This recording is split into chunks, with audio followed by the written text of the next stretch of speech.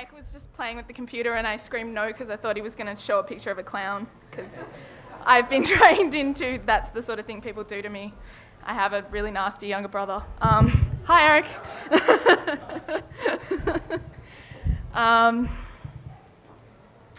I was watching Woody Allen's The Purple Rose of Cairo recently, and there's this moment, I'm sure you all know, where Cecilia is in a darkened cinema watching the film within the film, The Purple Rose of Cairo, for the 5th time.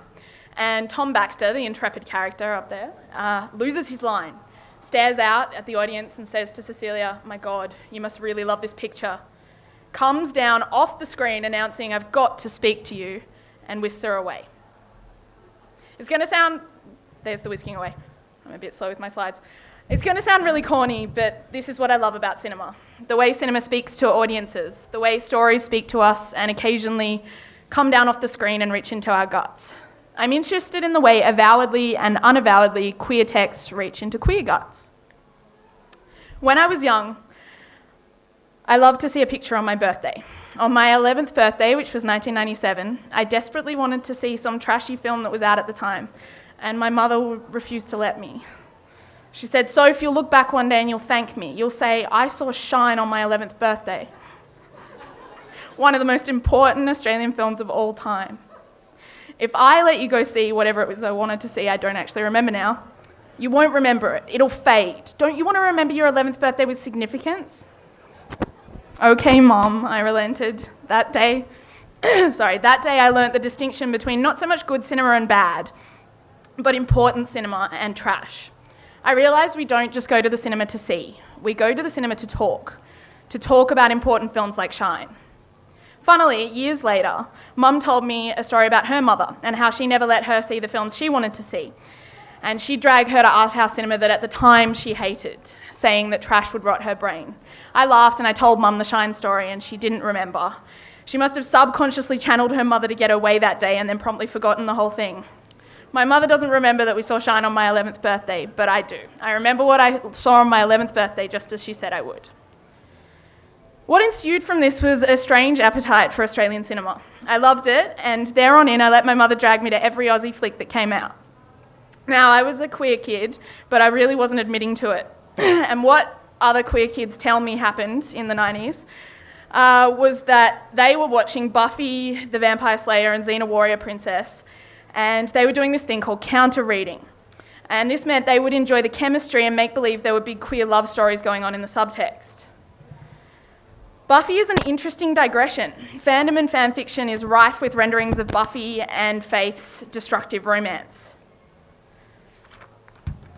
But there's this fascinating internet fable that I'm quite invested in believing. Apparently, during an interview on the national public radio program Fresh Air, Joss Whedon told the interviewer early during Buffy's run he used to frequent internet message boards and came across a discussion of this sexual tension between Buffy and Faith. And Whedon reputedly posted his disagreement and said he thought it was all lies. And so one poster said, "Please look at my website," where she'd analysed multiple Faith episodes and systematically laid out the subtext between the two slayers.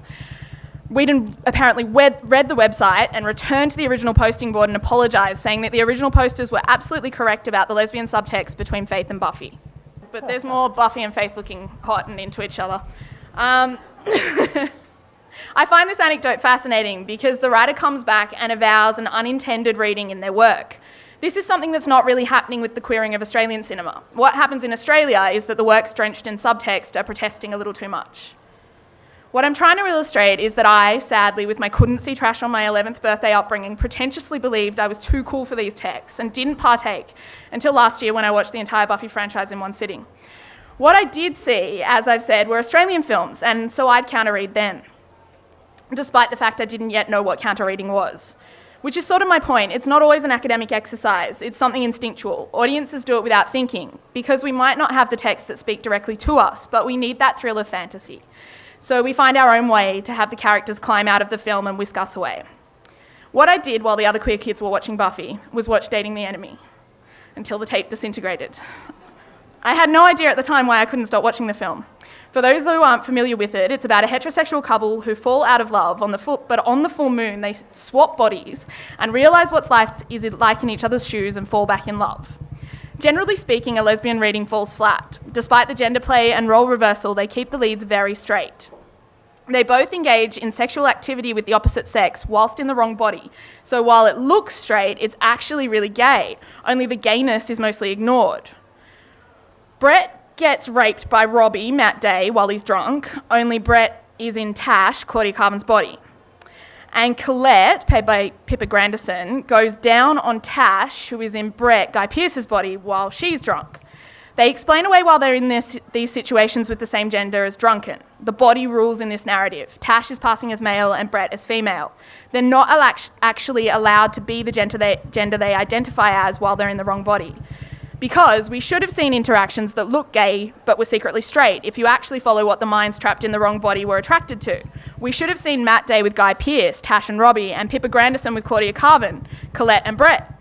Brett and Tash end up together in the end and have sex with each other / themselves, which is, well, odd. Anyway, despite it not being a very easy counter-read, I managed to counter-read it. The thing was, seeing Claudia Carvin act like a man was the most exciting thing adolescent me could have hoped for. I found a film that, while it didn't mirror me, it mirrored what excited me and what I enjoyed, women acting butch. I'm not alone either. Claudia Carvin in this film is the gay girl equivalent to the Colin Firth in a wet t-shirt as Mr. Darcy phenomena. My work isn't always about counter-reading though. I look at texts that are avowedly queer, and I also look at texts that I think are really queer and examine why that queerness isn't avowed. That Joss Whedon seeing of the subtext thing I referenced earlier isn't going on in Picnic at Hanging Rock, probably the greatest Australian lesbian love story half told. No matter how obvious I think the queer subtext is, it remains a tolerated reading at best. And that basically gives me the shit, so I like ranting about it. Consider Peter Weir's thoughts on the character of and Margaret Nelson's portrayal of Sarah. And bear in mind that this was set in 2004 in the documentary accompanying the special edition DVD. I have to do my Peter Weir voice. I thought she did such an interesting character. She made so much out of very little. She didn't go on the picnic. She had really one theme, which, as you know, in the way a young girl can be, she had a crush on Miranda. I was always bothered by the idea it was like lesbians or something. So boring. It wasn't that. Kids at school in the pubescent era do get crushes on the same sex.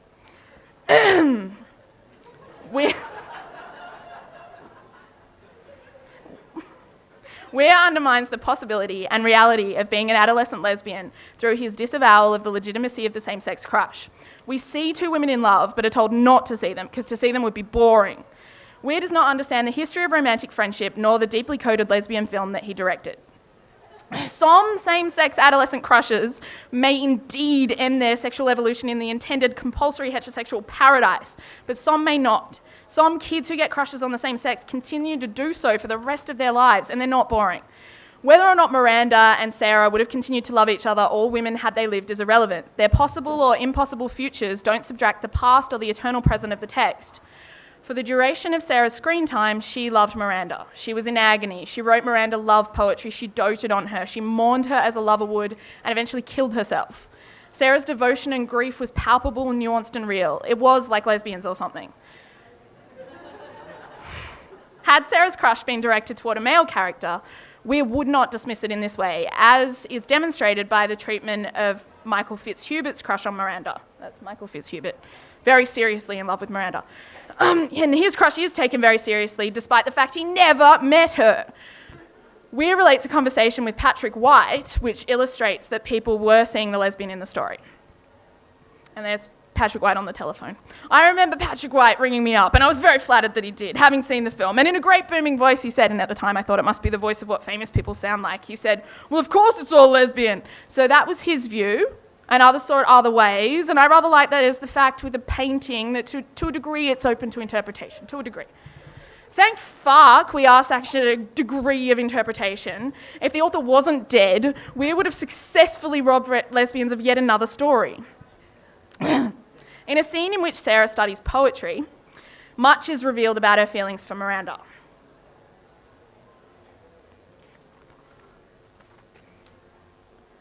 Okay, there's Mrs. Appleyard and there's Sarah. I'm going to act this one out for you, because showing clips takes a lot of time and, tech failures. I hope you've learnt your poetry by heart, Sarah. Well, have you got your lines by heart? I can't, it doesn't make sense. Nonsense, you little ignoramus! Evidence that you don't know that Miss Felicia Hemans is considered one of our finest English poets. I know another piece of poetry by heart. It has ever so many verses, much more than the wreck of the Hesperus. Would that do? And what is the name of this poem? An ode to St. Valentine. I'm not acquainted with it. Where did you find it? I didn't find it. I wrote it. You wrote it? Love abounds, love surrounds. Ah, no, thank you, Sarah. Strange as it may seem, I still prefer Mrs. Hemans.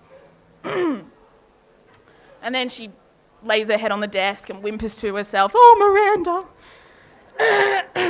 If we consider this scene alongside a scene on the rock in which the girls discuss Sarah's love poetry, the lesbian reading really comes into focus. A shot taken from above shows the girls wandering about the rock.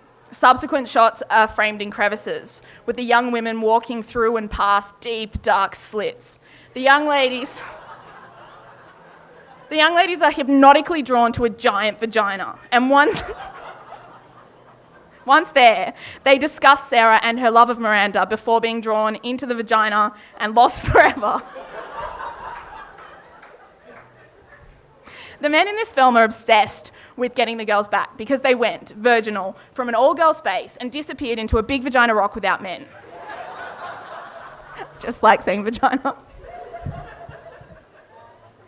The men who never knew the girls with the intimacy with which they knew each other want to rescue them and bring them back to heteronormativity, bring them back to a future in which men will, and mind the pun, be inserted. Weir is perhaps the most terrified of all the men who lost Miranda, and that's why he can't allow her to have left the world a lesbian. However, the girls, moments before they're swallowed by the vagina, can see lesbians, and so should we. Blanche says Sarah writes... Sorry, I need a moment. This is my Edith voice. Blanche says Sarah writes poetry in the dunny. She found one there on the floor, all about Miranda. Cut to Miranda, medium shot. She's an orphan. Shot from above.